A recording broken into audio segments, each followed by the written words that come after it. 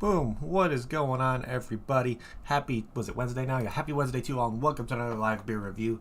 Today, we're going to be taking a look at another beer from TUPPS Brewery. I've reviewed a couple, like at least two beers from these guys before, and this is actually my first IPA from these guys. So, in the past, I've only reviewed two Imperial Stouts from them, and they've been pretty damn good. So, I'm excited to see what their take on an Imperial Stout is, and this one is called the Full Nelson. It's a double dry hopped IPA brewed with 100% Nelson Sauvin hops, which I'm a really big fan of Nelson Sauvin hops just because it's out there. It's up there as one of the more fruitier hops when it comes to aroma and flavor and everything like that, and they're really used a lot in a lot of New England IPAs. Of course, maybe if you want to add a little bit of fruitiness to a West Coast IPA, I don't see why you would though. But it's a pretty common hops used in like East Coast, like New England IPAs, just because it's very fruity, helps with the nice kind of fruitiness that the New England IPAs usually bring off. So I'm curious to see what their take on a full 100% Nelson Sauvin hops IPA is going to be. Of course, a double dry hop, so you know it's going to be pretty significantly hoppy. Other than that, it comes out to 8.3%. This is going to be definitely a little bit of a boozy one. I don't know if it's going to be like crazy boozy, I'm surprised it wasn't labeled on Untapped as an Imperial Double. I'm going to be completely honest here. When it's a double dry hopped and an 8.3%, I think of it as an Imperial Double. Just because, I don't know, that's what I would expect the ABV to be around for an IPA like that. But, oh well. So I'm pretty damn excited to see this one and see what it's all about. Because Nelson Sauvin does bring a little bit of grape flavors into this stuff. It's definitely brings in those wine-like grapiness to it. But they also have like severe, like very, very strong fruitier aromas and flavors in it. Like passion fruit and all that kind of stuff when it comes to flavors that you get off of it. So I'm pretty excited to see what this thing's all about. So let's crack this thing open, see what we get on the nose, and see what we got. Let's see what we got here. Yeah, definitely getting a lot of those wine-like grapey kind of notes. Definitely, I'm getting more of like I'm definitely getting like a lychee kind of aroma as well, which actually smells pretty damn delicious. So I'm going to pour this guy. I can be drinking this out of my Untapped 12 ouncer this afternoon. So let's pour this thing and see what it's all about. I'm expecting, since it's labeled as a New England Hazy IPA, I'm expecting this to be pretty damn hazy. Who knows if it's going to be towards the realm of having like an orange juicy kind of color. I think it's going to be more of that kind of yellowish, orangish kind of color to it, but with pretty nice haze. So let's see what we got. Let's see what we got here. Definitely has more of that darker kind of yellow color to it. Nice little fluffy head on top, and nothing too crazy. But yeah, pouring very, very nice. Yep, this is definitely a nice hazy IPA, if I say so myself. Look at that. That looks absolutely delicious. To me, looking at it right now, it almost seems like it's more murky. So I'm wondering if they maybe added a little bit of clearing agents, but nothing too crazy like that. But there's definitely a haziness to it. But to me, it almost reminds me of like a murkiness, because towards the bottom of the glass, you can start seeing a little bit through there, but it's not like a full-on like haze that you're known for seeing some of these like hazy juice bombs that I'm well known for seeing. But overall, yeah, this looks pretty damn delicious. Let's give it a smell again. Still getting a lot of those like grape-like flavor aromas coming through. Still getting that lychee kind of note on there as well. I think that's going to be hopefully I get that on the when I taste it too, because I think that's going to be a really nice kind of refreshing flavor on there. So let's give this guy a try and see what it's all about. So cheers, everybody. Happy Wednesday.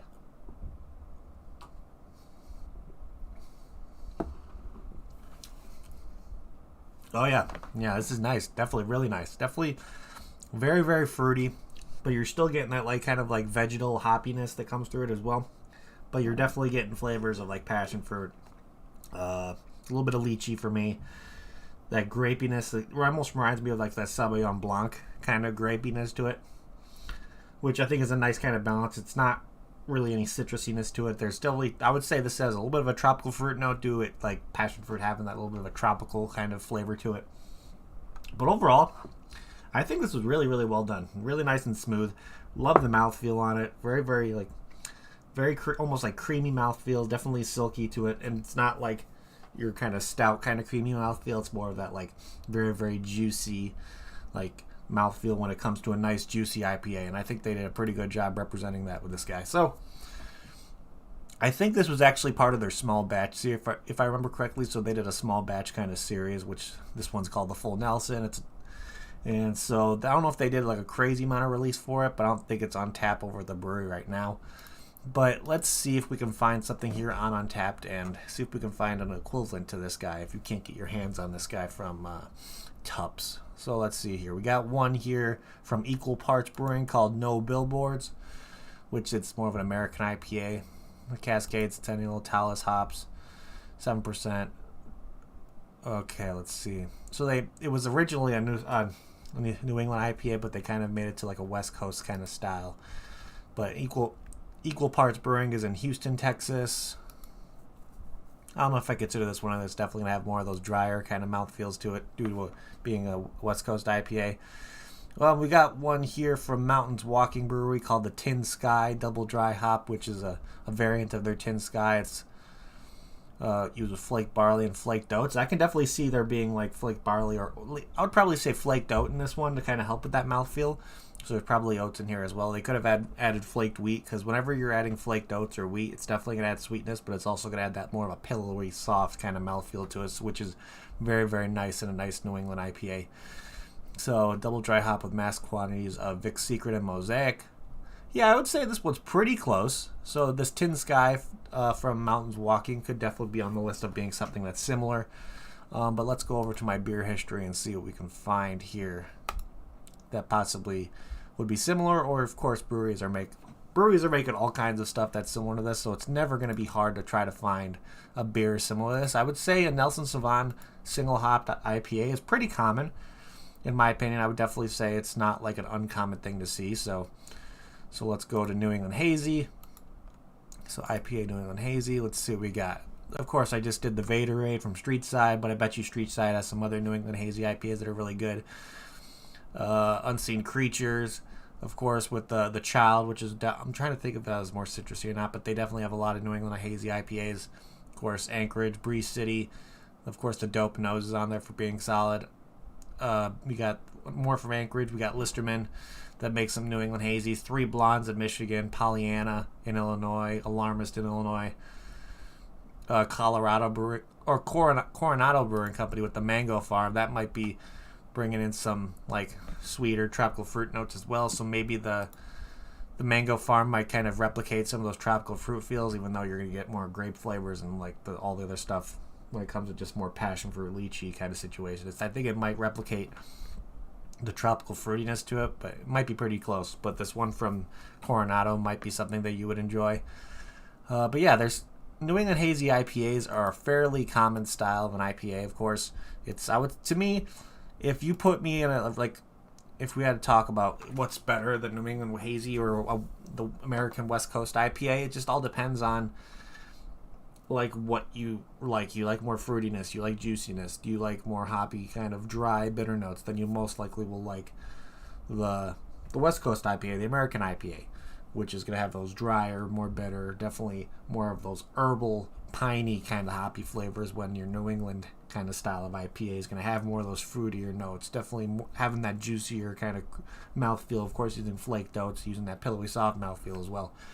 So it just all depends on what you like, but it's very hard to say that there is no brewery in the United States that is not making a New England Hazy IPA. So you can probably find something similar to this. I believe Nelson Sauvin is a very, very common hops to use for a single hopped IPA. Plus, breweries are doing single hop IPAs all the time. So just got to keep an eye out when you go to a local liquor store or bottle shop. Of course, a lot of the times they'll let you know what hops are being used on the can itself. Some breweries give you a good amount of information. Sometimes some breweries just don't give any information at all, but you can go over there. You have the option to look at the can and see what's on there. So if you find one that's a single hop Nelson Sauvin Hazy IPA, you're most likely going to get a really, really close experience to this. But let's see here.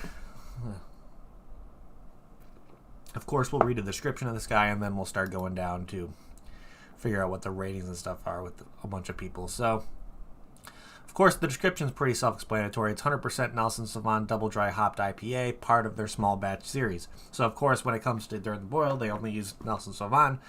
And then during the dry hopping process, they dry hopped it once with a certain amount of hops, and then they double dry hopped it, which is double the amount of the original dry hop. So definitely has a nice predominant hoppiness. Anything when it's come to like double dry hopping or triple dry hopping, you're definitely going to have a very, very predominant like hoppiness to it, even though maybe some of those hop flavors aren't going to be in those like bitter kind of pungent flavors. Sometimes if it's double dry hopped IPA, you'll have more of those fruitier flavors kind of come out more. I believe that during this one, during the boil, I think most of their hops was added towards the end because more of those fruitier flavors are being more predominant on the palate. There sure is a little bit of a bitterness, so they maybe add a little bit of maybe like a first word hop during there to kind of get bitterness in there, or possibly right at the beginning of the boil they may have done one little kind of hop addition to it. But I think most of the hops that they added in this one specifically were towards the end of the boil and during the dry hopping process. That's where you're going to get all those sweeter kind of fruitier flavors and aromas coming from. But let's look here. Of course, before we look at the ratings and everything like that, let's read here. Like I stated before, it's an 8.3% ABV. So I would not consider this beer sessionable at all. My sessionability rating kind of cuts off around a 7.5. Doesn't have an IBU rating on here, which is fine. And with over 955 ratings, this one has an average rating of 3.97 out of 5, which is pretty damn good. Almost having that 4 average. But let's look here at my friends list and see if there's anybody on my friends list who check this one in. Let's look. And of course, it looks like there's only one, which is my father, which when I purchased this one from Tavour, I got 2 of them because me and my father both like craft beer, so when I buy one for him as well. And he checked it in, gave it a 3.75, purchased from Tavour, which is, yeah, I would say he's not really the biggest fan of the crazier, fruitier stuff, so I could see why he gave that. Of course, the fruitier stuff is definitely something that is more up my alley. But let's see what other people had to say about this guy. This person actually checked it in 3 days ago. He says, this is tasty, nice mouthfeel, some non-citrus fruit like apricot and kiwi notes. I don't know if I'd say I'd get those, but to me I'm getting more of those like passion fruit and lychee kind of flavors. But he gave it a 4 out of 5, which is a pretty damn good rating. He got it on draft somewhere. Apparently this is at the Nobi Public House, which is in Webster, Texas. So it's on draft over at that place over there. Let's see what we got. We got a 4.25 rating over here. We got another check-in at the Nobi Public House, which is a 4.75 out of 5, which is pretty damn good. We got a 3.25 here, purchased at the Growler's Tap Room and Beer Garden, which is in the Colony, Texas. What else? We got a 4 out of 5 here. Another 4 out of 5 purchased at East Side Denton, which is in Denton, Texas. So a lot of Texas distribution right here. Of course, we got Tavour, which I would say Tavour is going to be the best option when it comes to out-of-state distribution for anything from TUPPS. So this guy gave it a 4 out of 5, purchased from Tavour. Another 4 out of 5, 4 out of 5 purchased from Tavour. We got a 4.25 here purchased at the Witchcraft Beer Store, which is in Austin, Texas. So a good amount of Texas distribution it's looking like here. 3.75. We got another 4.25 here. Let's see. We got another 4 purchased at CJ's Wine and Spirits, which is in Broken Arrow, Oklahoma. So we have Oklahoma over here. So yeah, pretty good ratings, I would say. A lot of the most recent ones have been easily getting that almost 4 to 4.25 rating. So this one I think is pretty damn close for upping its average to getting closer to a 4, which is pretty damn cool to see. So with all that being said, let's start trying to figure out what we're going to be doing for ratings over here on RM with this guy. The first thing we're going to look at here is can art. And yeah, it's nice. Definitely something that's eye-catching to me. I think of the Full Nelson more in like a wrestling fan's kind of perspective, to where I enjoy the name Full Nelson because it reminds me of wrestling. So, and with the can art on this one, it's nice. I like the colors. It almost has that like inked kind of, I don't want to say ink blotch, but it's like having that like, it reminds me of like somebody painting in a room where they use sponge painting kind of situation. It has almost that like sponge paint kind of look, to where it's like colors smearing over together, almost has ink blots kind of situation going there. Don't mind the wrinkling in the label, but overall I like the colors. It's definitely something that's appealing. I like what they did with the font and the name with the double dry hopped IPA, kind of taking advantage of all the colors and switching up the colors with that. Of course, it's a pretty simple can art, but I think there's a good amount of detail in there, which I think is really, really nice. Of course, you got the normal TUPPS thing on the top, which is actually on the can itself. So this is a black can with the TUPPS Brewery kind of thing on there, and then they slapped the label on. But overall, I think this label is nice. It's definitely something that's eye-catching, but it's also nothing really appealing to like a younger, unfriendly kind of like child crowd or anything like that. So you don't have to worry about being child appealing or anything in that kind of realm. But overall, Yeah, it's nice. I don't know if I'd consider this being some of my favorite can art, because I think all the rest of the ones that I've had from TUPPS, this is probably my least favorite out of all of them. But overall, I think it's still pretty solid. So I'm going to give it... I'll probably give it like a 3.5 to 3.75 out of 5 for can art. It's a safe kind of, just classy and clean kind of can art to it. But let's see here. If I got this beer in a flight over at TUPPS Brewery, would I get another one?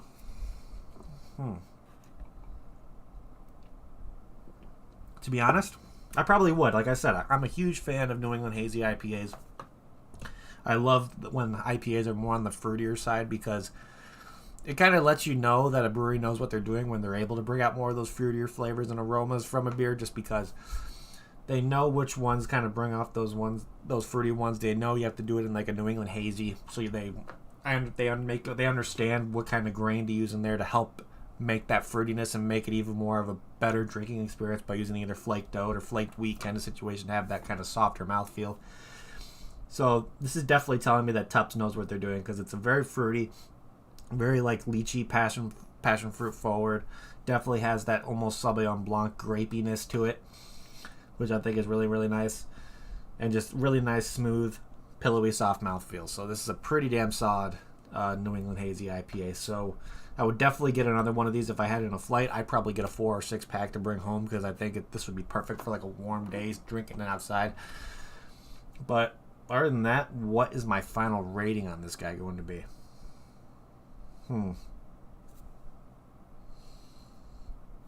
I'm probably going to give this a very, very solid... I'm going to give it a very, very solid 8.5 out of 10. I definitely really, really enjoy this one. This is with my first IPA experience from TUPPS. I think they knocked it out of the park, so great job for the team over there.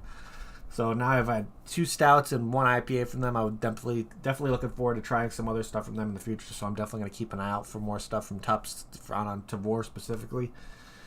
But overall, yeah, I would definitely recommend this. If you're a fan of more fruitier IPAs, this is one I would definitely put on the list of something that I think you should try. It's definitely enjoyable enough. It definitely has that right fruitiness, definitely perfect in that kind of pillowy, soft mouthfeel. So overall, I think there really isn't much to flaw from this one, even though I've had better juicy IPAs. I still think this one is pretty damn fantastic. So 8.5 out of 10 is where I'm going to leave with this one. Still a pretty damn solid beer. But other than that, I think that is pretty much what I have for you guys today. So thank you everybody in chat for hanging out. You guys are awesome. If you haven't yet, please hit that like button. It would help me out a lot. Also, if you're new to the channel and like what you see, make sure you hit that subscribe button as well, along with that notification bell. It'll let you know when I ever go live during the review. I do not have any reviews planned for the rest of the week, plus moving over to like the beginning of next week. I'm going to be out of town. Flying to California tomorrow, and then I won't be back home till Tuesday night, so just bear with me over there. So you might see some stuff going on the Instagram when I'm in like Vegas and all that stuff, or when I'm in California, but keep an eye out for that. So you could also follow me on my Instagram over there to see a little updates of what's going to be happening on this crazy fun weekend I'm about to have. So I'm going to be going to Vegas, going to be spending a couple days in California, so it's just going to be a really, really fun time over there. So if you want to follow me on my Instagram to see all the stuff that I'm going to be doing out there, go ahead and follow. Of course, you can also shoot me a friend request on Untapped itself. I talk about Untapped all the time. It's a fantastic platform. You could check in beers, get badges, all the kind of stuff. I like to call it Facebook for beer drinkers, because that's pretty much what it is. And it's just overall very, very fun. So if you haven't shot me a friend request on Untapped yet, I highly recommend do so if you're a craft beer lover, to get yourself on there and shoot me a friend request. So link to that is down in the description below. But also, I'm always going to recommend, if you want to help me and support me do what I do, best way to do so is to get yourself over to the Patreon. I do monthly 4-pack giveaways over there of Illinois exclusive craft beer. So if you want to get your hands on some of that stuff, plus help me out by helping me get more beer in my hands so I can get more beer reviews out to you guys and possibly get more beer to you guys as well. So if you want to help support me, do it that way. Of course, down the road when things get more moving a little bit more on the Patreon, I'm going to work on getting a Discord started, merch, glassware, coasters, koozies, all the kind of stuff that's in the works. So once we get the ball moving on that a little bit more, that stuff will become available. So if you want to take advantage of all that, you can also join the Patreon and do that as well. But other than that, I think that is pretty much it, ladies and gentlemen. So again, thank you everybody in chat for hanging out. You guys are amazing. Thank you everybody who's going to be watching the replay as well. You guys are fantastic. And I'm going to end this like I always do before we get the hell out of here. If you're going to drink, drink responsibly. Don't drink and drive. And I'll see you all next time. Cheers.